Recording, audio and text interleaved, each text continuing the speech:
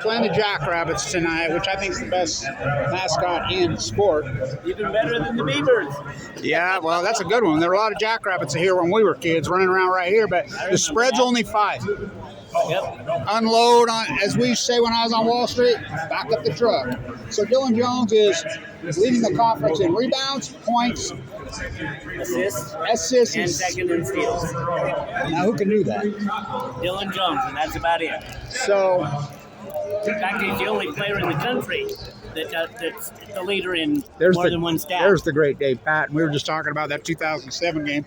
He says, well, when you got to play 6 NBA players, and Michael Westbrook came off the bench. And that was Weber State's Ben Allen. Yep. Was the coach. I was at that game, and so what do you think of Weber State basketball so far this year? I think they've been very, very good. I think a couple of things. You check out some of the stuff with scheduling, and Utah Valley was just did in the scheme of the. Well, I figured it out. Utah Valley. You know what Utah Valley is? Weber cannot win in Happy Valley. You know how many times they beat BYU at BYU in the history of the school? 0. Right. But they did beat UVU down there once. Right. They broke the ice. UVU is the only that men's win over a UVU by the men's basketball team, whenever it was that they did. I can't remember the year. 3 years ago. That was the only win any Weber State team has had in any sport in Provo. Well, that's it. It's Happy Valley. And we know how they are down there. I remember being at that double overtime game when they cheat. No. But anyway, as far as sports goes, all 4 teams in Utah. So there was 19,000 at the BYU-Wyoming game. 19,000. Mm-hmm. So how good is Utah this year with Wooster and they're good. They were getting about 7 or 8. Craig Smith is you got to hear his press conference. Yeah, I've heard about it. And then, of course, up there, Danny's up at Utah State, you know.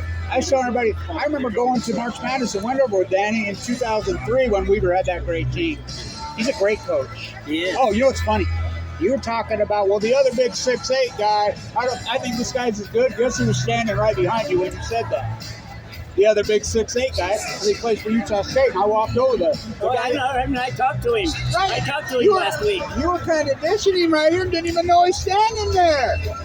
No, I said good things about him. What do you mean? No, I told him. What do you mean not kissing him? I told him. I said, hey, you play for Utah State. You're from Montana State, right? And I said, Dad, I said, he just threw you under the bus.